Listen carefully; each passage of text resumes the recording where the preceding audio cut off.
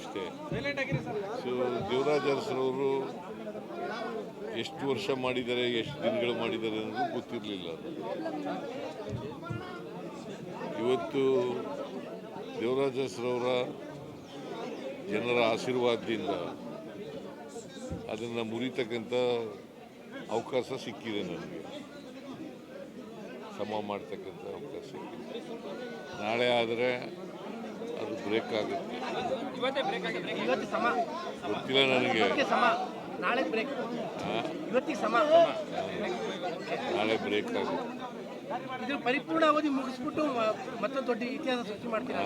ಇದು ಪರಿಪೂರ್ಣ ಅವಧಿ ಮುಗಿಸಿ ಇತಿಹಾಸ ಸೃಷ್ಟಿ ಮಾಡ್ತೀರಾ? ಅದು ಮತ್ತೆ ಅದು ಹೈಕಮಾಂಡ್ನವ್ರು ತೀರ್ಮಾನ ಮಾಡೋದು. ಹೈಕಮಾಂಡ್ನವ್ರು ಯಾವಾಗ ತೀರ್ಮಾನ ಮಾಡ್ತಾರೆ ಅಂತ ಗೊತ್ತಿಲ್ಲ. ವಿಶ್ವಾಸ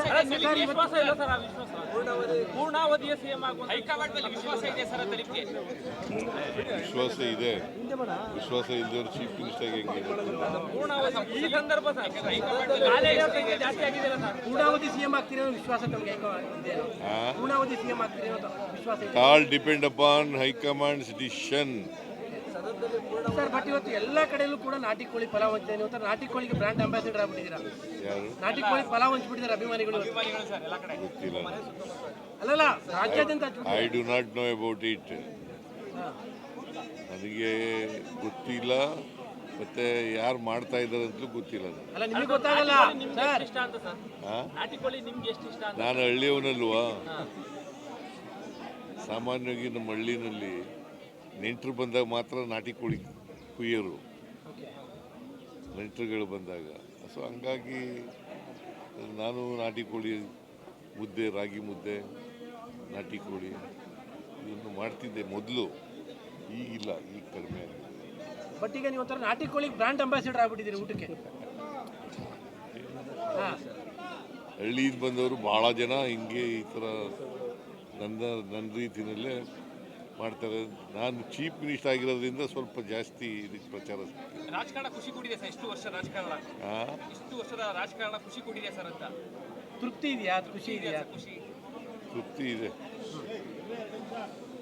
ಯಾಕೆಂದರೆ ಜನರಿಗೆ ಕೆಲಸ ಮಾಡೋದೇ ಖುಷಿ. ರಾಜಕಾರಣ ಅಂದ್ರೇನು? ಬಡವರು, ದಲಿತರು, ಹಿಂದುಳಿದವರು ಅವ್ರಿಗೆ ನ್ಯಾಯ ಕೊಡಿಸ್ಕೊಡ್ತಕ್ಕಂಥದ್ದು, ಅವ್ರ ಕೆಲಸ ಮಾಡಿಕೊಡ್ತಕ್ಕಂಥದ್ದು. ಬಟ್ ಯಾವತ್ತಾದ್ರೂ ಅನ್ಕೊಂಡಿದ್ದೀರಾ ಸರ್ ಈ ಥರದೊಂದು ರೆಕಾರ್ಡ್ ಮಾಡಬಲ್ಲೆ ನಾನು ಒಬ್ಬ ಸಿದ್ದರಾಮಯ್ಯನಿಂದ ಬಂದ್ಬಿಟ್ಟು? ನಂಗೆ ಗೊತ್ತೇ ಇಲ್ಲ. ನಾನು ಭಾಳ ಹೆಚ್ಚಂದರೆ ಒಂದು ಸಾರಿ MLA ಆಗಬೇಕು ಅಂತ ಅಂದ್ಕೊಂಡಿದ್ದೆ. MLA ಆದೆ, ಆಮೇಲೆ ಅವಕಾಶಗಳು ಸಿಕ್ತು, ಮಂತ್ರಿ ಆದೆ, ಡೆಪ್ಟಿ ಚೀಫ್ ಮಿನಿಸ್ಟರ್ ಆದೆ, ಲೀಡರ್ ಆಫ್ ದಿ ಅಪೋಸಿಷನ್ ಆದೆ, ಮುಖ್ಯಮಂತ್ರಿನೂ ಆದೆ.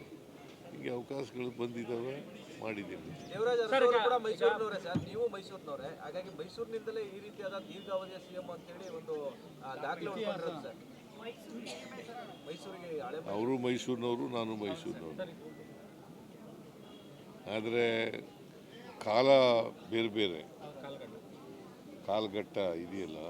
ಅವರಿದ್ದಂಥ ಕಾಲ 72ರಿಂದ 80ರವರೆಗೆ ಇದ್ದರು ಅವರು. ನಾನು 2 ಟರ್ಮ್ ಇದ್ದೀನಿ, 83ರಿಂದ 2013ರಿಂದ 18ರವರೆಗೆ, ಮತ್ತು 2023ರಿಂದ ಇಲ್ಲಿವರೆಗೆ ಇದ್ದೀನಿ.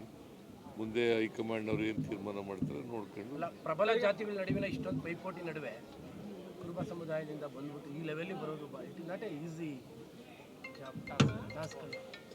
ಜನರ ಆಶೀರ್ವಾದ ಅಂತ ಹೇಳಿದ್ನಲ್ಲ ಸರ್. ಈಗ ರಾಜಕಾರಣದ ಪ್ರಮುಖ ಘಟ್ಟದಲ್ಲಿದ್ದೀರಿ, ಜನಕ್ಕೆ ನಾನು ಇನ್ನೂ ಮಾಡಬೇಕು ಇಂಥದ್ದೊಂದು ಪ್ರಮುಖವಾದ ವಿಚಾರಗಳನ್ನ ಇಟ್ಕೊಂಡಿದ್ದೀನಿ. ನೋಡಪ್ಪ, ಸಮಾಜದಲ್ಲಿ ಇನ್ನೂ ಅಸಮಾನತೆ ಇದೆ.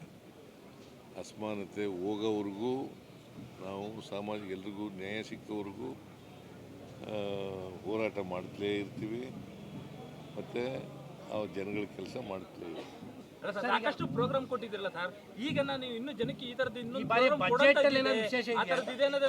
ಮೈಸೂರಿಗೆ ಅಥವಾ ರಾಜ್ಯಕ್ಕೆ ಹೊಸ ಈ ಬಾರಿ ಬಜೆಟ್ನಲ್ಲಿ ಬಂದ ಮೇಲೆ ನೋಡಿ. ರಾಜ್ಯಕ್ಕೆ ಬಳ್ಳಾರಿಯ ವಿಚಾರದಲ್ಲಿ ಈಗ ಏನಾದ್ರು ಪ್ರತ್ಯೇಕ ತನಿಖೆಯ ವಿಚಾರದಲ್ಲಿ ತೀರ್ಮಾನ ಆಗ್ತಾ ಇದೆ. ನಾನು ಇವ್ರ ಜೊತೆ ಹೋಮ್ ಮಿನಿಸ್ಟರ್ ಜೊತೆ ಮಾತಾಡ್ತೀನಿ, ಗೊತ್ತಿಲ್ಲ ನನಗೆ. ಈಗ ಇನ್ವೆಸ್ಟಿಗೇಷನ್ ನಡೀತಾ ಇದೆ, ಸೊ ಇನ್ವೆಸ್ಟಿಗೇಷನ್ ನಡೆದು ಈಗ ಕೆಲವ್ರನ್ನೆಲ್ಲ ಅರೆಸ್ಟ್ ಮಾಡಿದ್ದಾರೆ. Investigation is going on. Investigation ಮಾಡಲಿ. ಅಲ್ಲ, ಕುಮಾರಸ್ವಾಮಿ ಅವರು ನಿನ್ನೆ ಯಾಕೆ 2 ಬಾರಿ ಪೋಸ್ಟ್ ಮಾರ್ಟಮ್ ಮಾಡಿದ್ರು, ಏನು ಇದರಿಂದ ಉದ್ದೇಶ, ಇವೆಲ್ಲ ದುರುದ್ದೇಶ ಇದೆ ಅನ್ನುವಂಥ ಆರೋಪಗಳನ್ನ ಮಾಡಿದ್ದಾರೆ.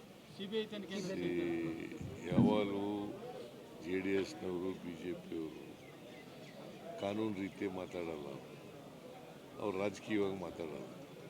ಅವ್ರು ರಾಜಕೀಯವಾಗಿ ಹೇಳಿದ್ದಾರೆ, ನೋಡೋಣ. ಸರ್, ನಿನ್ನೆ ವೇಣುಗೋಪಾಲ್ ಅವರನ್ನ ಭೇಟಿ ಮಾಡಿದ್ರಿ. ವೇಣುಗೋಪಾಲ್ ಅವರು ವೇಣುಗೋಪಾಲು ಇದರಿಂದ ವಯನಾಡಿಂದ ಈ ಕಡೆ ಬಂದು ಬೆಂಗಳೂರಿಗೆ ಹೋದರು, ಬೆಂಗಳೂರಿಂದ ಡೆಲ್ಲಿಗೆ ಹೋದರು. ಹಾಗೇ ಮೈಸೂರು ಬಂದ್ರಲ್ಲ, ಭೇಟಿ ಮಾಡೋಣ ಅಂತ ಮಾಡಿದ್ದೆ. ಪುನರಚನೆ ವಿಚಾರ ಈ ಸತಿ ಏನಾದ್ರು ಮಾತಾಡ್ತೀರಾ ಸರ್ ಡೆಲ್ಲಿಲಿ? ಸಂಪುಟ ಪುನರಚನೆ ವಿಚಾರ ಏನಾದ್ರು ನೋಡೋಣ, ಅವ್ರು ಕರೀಲಿ ಮಾತಾಡ್ತಾರೆ. ಸರ್, ಈಗ ಭೋಗದಿ ಪಟ್ಟಣ ಪಂಚಾಯತ್ ಒಂದು ಹುಡುಗ ಕೆಲಸ ಮಾಡ್ತಿದೆ ಸರ್. ಕೇರ್ಗಳ್ಳಿಯಲ್ಲಿ ಕಲುಷಿತ ನೀರು ಸೇವನೆ ಮಾಡಿ ಒಂದು ಹುಡುಗ ಸತ್ತೋಯ್ತು. ಅದಕ್ಕೆ ನೀವು ಕೆಲಸ ಕೊಡ್ತೀನಿ ಅಂತ ಟ್ವೀಟ್ ಮಾಡಿ ರಿಲೀವ್ ಮಾಡಬೇಕು ಅಂತೇನೋ ಇದಾಗ್ತಿದೆ. ಎಲ್ಲಿ ಯಾರು ಡಿ ಸಾಲುಂಡಿ ಹುಡುಗ ಸರ್, ನಮ್ಮ ಗಮನಕ್ಕೆ ತರ್ತಾ ಇದೀವಿ ವಿಚಾರ. ಹುಡುಗ ನೋಡೋಣ, ನಾನು ವಿಚಾರ ಮಾಡ್ತೀನಿ.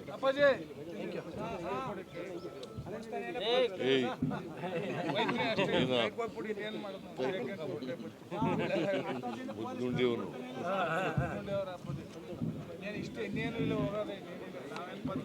Thank you. ಫೋನ್ ಇರ್ತದೆ ಮನೆ ಗ್ರೂಪ್